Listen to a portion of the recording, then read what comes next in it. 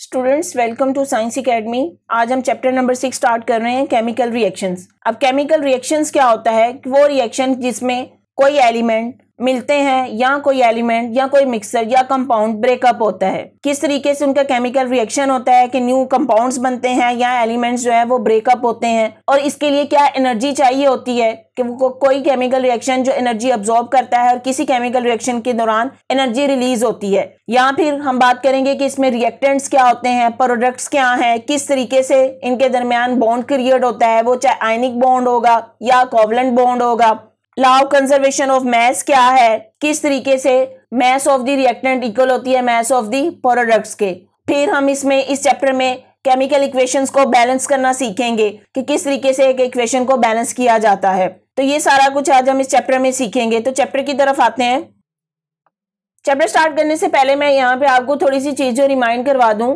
एक हमने बात पढ़ी थी फिजिकल चेंज की और एक केमिकल चेंज। अब फिजिकल चेंज से मुराद वो चेंज है या वो तब्दीली है जिसमें कोई भी कंपाउंड जो है उसकी ओरिजिनल पोजीशन या उसकी केमिकल प्रॉपर्टीज चेंज नहीं होती। जैसे यहाँ पे एग्जांपल दी गई है कि अगर हम पानी की एग्जांपल लें तो पानी को आप जो है वो बर्फ भी बना सकते हैं और पानी को बॉयल कर सकते हैं और वो वेपर्स की फॉर्म में या स्टीम की फॉर्म में चेंज हो जाता है, लेकिन रहता तो वो पानी है। तो इस चेंज के दौरान उसमें कोई पानी की केमिकल कंपोजिशन चेंज नहीं है, ना उसकी कोई केमिकल प्रॉपर्टीज चेंज हुई हैं। तो इस चेंज को हम बोल रहे हैं ये फिजिकल चेंज है। लेकिन अगर हम देखें कि इसी पानी को हम एसिडिफाई कर दें या उसमें से करंट गुजारें तो वो अपने एलिमेंट्स हाइड्रोजन और ऑक्सीजन में स्प्लिट हो जाता है। तो ये एक केमिकल चेंज आ गई है जिसमें उसकी प्रॉपर्टीज चेंज हो गई हैं या उसकी केमिकल कंपोजिशन चेंज हो गई है। तो इस चेंज को हम जो है वो बोलते हैं केमिकल चेंज। तो कहीं भी जो केमिकल चेंज आती है वो हमेशा केमिकल रिएक्शन की वजह से आती है।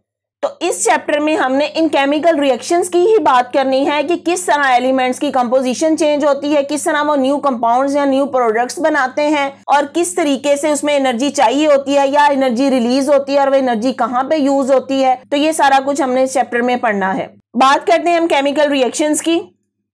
अब यहाँ पे केमिकल रिएक्शन की जो बात की गई है वो आपको एग्जांपल दे के समझाया गया है। जैसे यहाँ पे देखें कि burning of coil and natural gas, ये केमिकल रिएक्शन है। Burning of coil and natural gas in air is well known example of chemical reaction. कैसे, आप देखें यहाँ पे केमिकली जो कॉल या कार्बन है जिसको हम कोयला बोलते हैं और इसका सिंबल क्या है सी, ये क्या है सॉलिड स्टेट में होती है और ब्लैक कलर की होती है। लेकिन जब ये हवा में जलती है, हवा में जले तो इसका मतलब है उसने वहां से ऑक्सीजन लेनी है। कार्बन ने हवा में जब जलना है वो ऑक्सीजन लेगी और किस में कन्वर्ट हो जाती है, कार्बन डाइऑक्साइड में। तो यहाँ पे देखें इनकी केमिकल कंपोजिशन बिल्कुल चेंज हो जाती है। पहले क्या था, केमिकली कार्बन जो कि कॉल की फॉर्म में थी वो सॉलिड स्टेट में थी और ब्लैक कलर में थी। इसी तरह ऑक्सीजन जो कि गैसियस फॉर्म में थी, जब दोनों ने रिएक्ट किया तो हमारे पास जो इसकी प्रोडक्ट आए जिसको हम बोल रहे हैं कार्बन डाइऑक्साइड, तो ये एक अलग से न्यू चीज बन गई। तो इस पूरी चेंज को हम केमिकल रिएक्शन बोल रहे हैं। और इस केमिकल रिएक्शन में बनने वाला जो प्रोडक्ट है यानी जो कार्बन डाइऑक्साइड है, इसकी प्रॉपर्टीज उस कार्बन और ऑक्सीजन से टोटली डिफरेंट है। अब यहाँ पे देखें इसको केमिकल रिएक्शन की फॉर्म में शो किया गया है। उससे पहले यहाँ पे देखें एक बात की गई है रिएक्टेंट्स की और प्रोडक्ट्स की। रिएक्टेंट से मुराद वो एलिमेंट्स हैं जो केमिकल रिएक्शन में हिस्सा ले रहे हैं, मतलब कार्बन और ऑक्सीजन ये दोनों मिल रहे हैं और इनके मिलने से कार्बन डाइऑक्साइड बन रही है। तो यहाँ पे कार्बन डाइऑक्साइड को हम बोलेंगे प्रोडक्ट है, जबकि कार्बन और ऑक्सीजन क्या है, रिएक्टेंट्स हैं। अब यहाँ पे इस इक्वेशन में एलिमेंट्स को अरेंज करके दिखाया गया है कि किस तरीके से वो मिलते हैं और किस तरीके से आगे से रिएक्शन प्रोसीड होता है। कार्बन का एक एटम शो किया गया। अब यहाँ पे कार्बन के साथ छोटा सा एस लिखा है। एस का क्या मतलब है, ये सॉलिड फॉर्म में है। जब ये ऑक्सीजन के 2 एटम के साथ मिलती है तो क्या बन जाता है, carbon dioxide.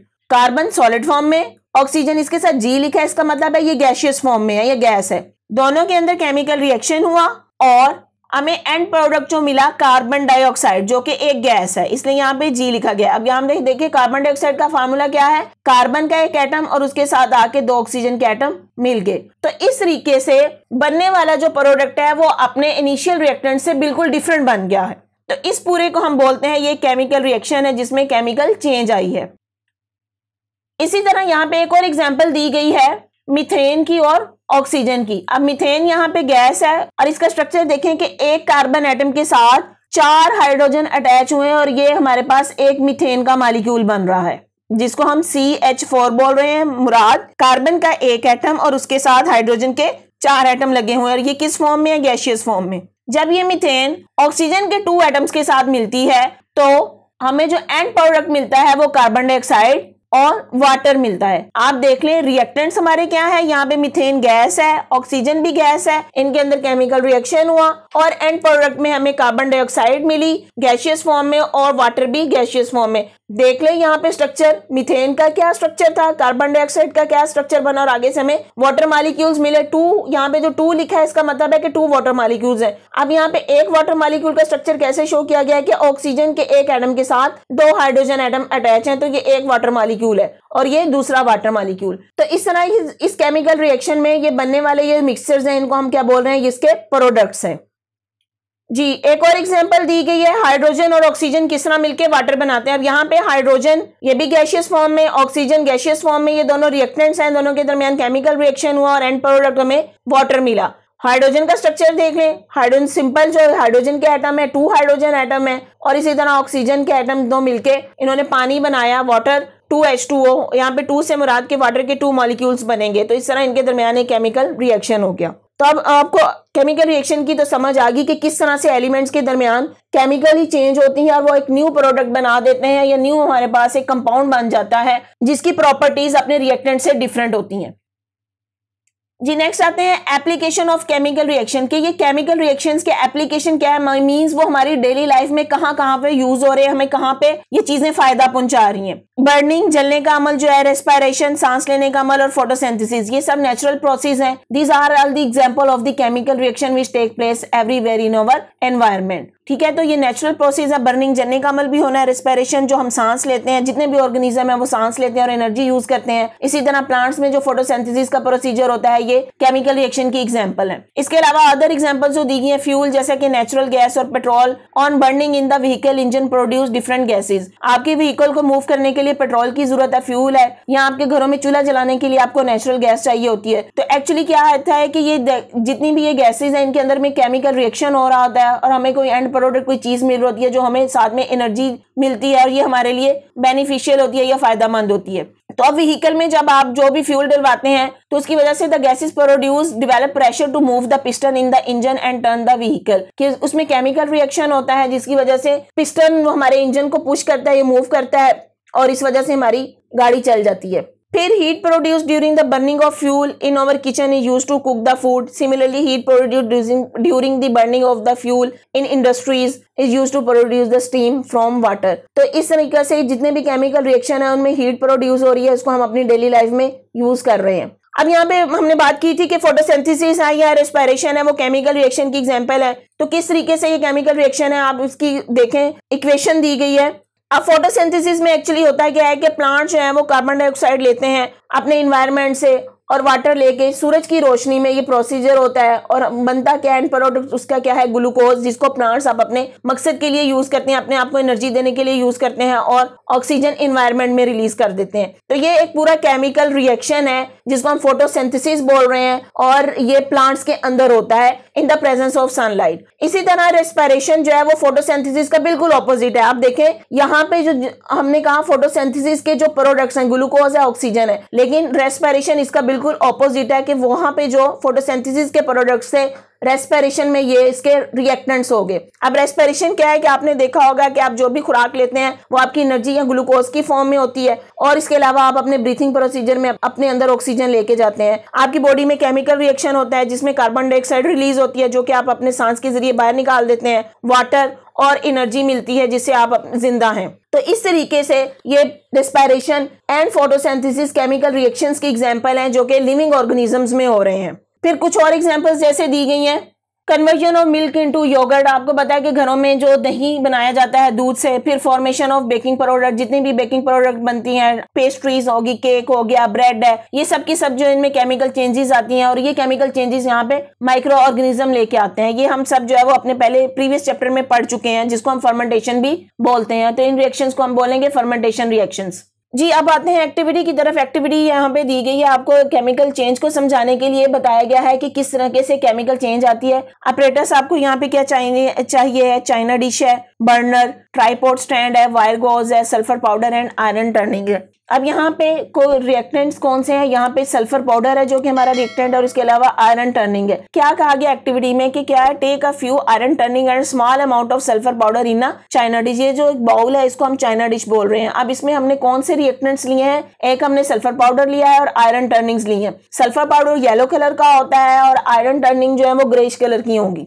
Heat the content of the china dish for a few minute as shown in the figure. क्या किया कि इस चाइना डिश को हमने ये ट्राइपॉड स्टैंड पे रखा और इसको नीचे से बर्नर जला के हीट किया है। Stop heating and observe the content in the china dish. अब कुछ देर तक आपने हीटिंग किया, गर्म करने पे हमें पता है कि चीजें मेल्ट कर जाती हैं। तो इस चाइना डिश में जो हमने पाउडर डाला था, जो सल्फर पाउडर है, आयरन है, दोनों जब मेल्ट होंगे तो इनका एक मिक्सचर बन जाएगा और वो ब्लैक कलर का मिक्सचर होगा। तो इस तरीके से इसमें केमिकल चेंज आ रही है। तो इस एक्टिविटी के रिजल्ट देखें कि आयरन जिसको हमने शो किया गया है Fe से और सल्फर S से, Fe प्लस सल्फर दोनों ने मिलकर हमारे पास जो नया कंपाउंड बनाया वो क्या है, आयरन सल्फाइड। तो एक्टिविटी से हमने क्या देखा कि iron reacts with the sulphur on heating, the result of the reaction is the formation of the black mass of iron sulphide. तो हमारे पास जो प्रोडक्ट में क्या बनेगा, आयरन सल्फाइड है जिसकी प्रॉपर्टीज आयरन और सल्फर से डिफरेंट होंगी। इसी तरह यहाँ पे एक्टिविटी दूसरी जो आपको समझाई गई है कि आपने क्या करना है, एक टेस्ट ट्यूब लेने हैं और उसके अंदर थोड़ा सा पानी और उसमें कुछ कील डाल देने हैं। अब यहाँ पे देखें ये जो कील डाले गए हैं उसके कुछ जो हिस्से हैं वो वाटर के अंदर डीप हैं जबकि कुछ जो है वो बाहर है। जैसे take some iron nails in the test tube, add a little water in the test tube in such way that the iron nails are not fully dipped as shown in the figure. क्या आपने जो iron nail dip करने हैं वो इस तरीके से करने हैं कि उसका कुछ हिस्सा तो पानी के अंदर रहे और कुछ हिस्सा पानी से बाहर। Leave the nails in the test tube partially dipped on the water, observe the nail after 2 days, record your observation. आपने देखा है कि जब भी हमारे पास कोई भी लोहे की चीज हो जब वो पानी में कुछ अरसा पड़ी रहे तो उसको जंग लगना शुरू हो जाता है। तो आप इस एक्टिविटी से क्या रिजल्ट निकालेंगे, देखें, iron reacts with oxygen of the air to form iron oxide, the reaction is called the rusting of iron. Rusting of iron क्या मतलब है, आयरन को जंग लग जाना। रस्टिंग का मतलब होता है जंग लग जाना। तो इस तरीके से ये आयरन के ये लोहे के नेल जब पानी में डिप रहे तो उनको क्या हुआ, जंग लग गया। और जंग लगना क्या है, केमिकल रिएक्शन की एग्जांपल है। It take place in the presence of moisture. Moisture का मतलब है पानी की मौजूदगी में या नमी की मौजूदगी में ये होता है। आपने देखा होगा कि जब हमारे यहाँ मौसम बरसात आता है, चीजों में नमी होती है तो अक्सर जिस तरह लोहे की चीजें हो अगर वो पेंट ना हो वो तो उनके सतह पे जंग लगना शुरू हो जाता है। अब इसकी केमिकल इक्वेशन देखें, यहाँ पे आयरन Fe से शो किया गया है, उसने जब ऑक्सीजन के साथ रिएक्ट किया तो यहाँ पे हमारे पास आयरन ऑक्साइड बन गया जिसका क्या फार्मूला है, Fe2O3। अब आपने यहाँ पे ये जो साथ में इसके नंबर्स लिखे हैं कि 4Fe और 2Fe2 और ये 2 जो लिखा हुआ है, आपने इन नंबर्स से परेशान नहीं होना है। ये किसी भी इक्वेशन को बैलेंस करने के लिए कोफिशिएंट यूज किए जाते हैं। हमारा अगला टॉपिक किसी केमिकल इक्वेशन को बैलेंस करना ही है, तो हम ये सीखेंगे कि ये नंबर कहाँ से आ जाते हैं और हमने ये क्यों लगाने हैं। लेकिन एक्चुअल फार्मूला यहाँ पे आयरन ऑक्साइड का Fe2O3 है जी। अब बात की गई है कि केमिकल इक्वेशन। अब केमिकल इक्वेशन क्या होती है, a chemical equation is a representation of a chemical reaction in terms of symbols, formulae and sign. तो ये यहाँ पे केमिकल इक्वेशन की डेफिनेशन आपको दी गई है कि केमिकल इक्वेशन क्या है, it is the representation of chemical reaction, कि वो केमिकल रिएक्शन होता है उसमें प्रोडक्ट्स कौन से होते हैं, कौन से बनते हैं और रिएक्टेंट्स कौन से होते हैं, उनके सिंबल फॉर्म में उसको हमने शो करना है, तो इसको हम बोल रहे हैं chemical reaction. In chemical equation the reactants and the product are separated by an arrow. ठीक है, तो यहाँ पे देखें, यहाँ पे सल्फर और ऑक्सीजन ये हमारे पास रिएक्टेंट्स हैं और इनको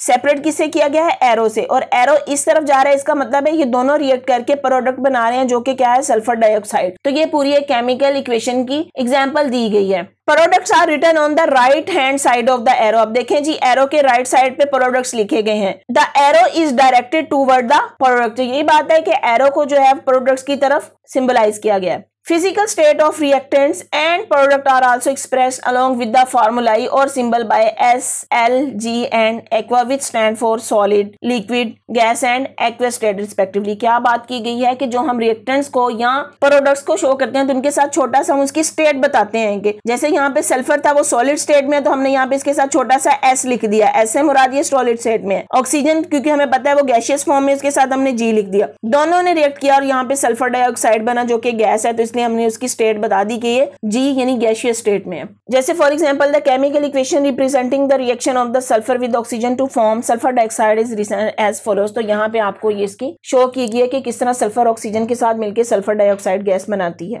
तो अब देख लें जी केमिकल इक्वेशन में अब जो शो किया गया है कि sulphur is in its solid state है, reacts with the oxygen gas and the product of the reaction is sulphur dioxide which is also a gas. फिर एक और केमिकल इक्वेशन की यहाँ पे एग्जांपल दी गई है जिंक के साथ। Zinc in its solid state react with the aqueous solution of sulfuric acid and produce aqueous solution of zinc sulfates and hydrogen। अब यहाँ पे देखें जिंक जो एक मेटल है सॉलिड स्टेट में होती है, ये सल्फ्यूरिक एसिड के साथ रिएक्ट करिए जो कि एक्वस स्टेट है। एक्वस स्टेट किसी भी चीज की वो स्टेट होती है जो उसका पानी के साथ मिक्सचर हो। रिएक्ट करके यहाँ पे इन्होंने क्या बनाया है जिंक सल्फेट। जिंक सल्फेट भी जो बनेगा वो एक्वस स्टेट होगी और साथ में हाइड्रोजन गैस बनेगी। अब यहाँ पे देख लें रिएक्टेंट की प्रॉपर्टीज और प्रोडक्ट की प्रॉपर्टीज टोटली एक दूसरे से डिफरेंट है। जिंक यहाँ पे सॉलिड स्टेट में था, वहां पे प्रोडक्ट में जाके उसने जिंक सल्फेट बना दिया जो कि एक्वस स्टेट में आ गया। और सल्फ्यूरिक एसिड जो कि एक एसिड है, एसिडिक फॉर्म है, एक्वस सॉल्यूशन होता है और उससे उसके बाद सारा रिएक्शन करने के बाद यहाँ पे हमारे पास हाइड्रोजन गैस रिलीज हो गई।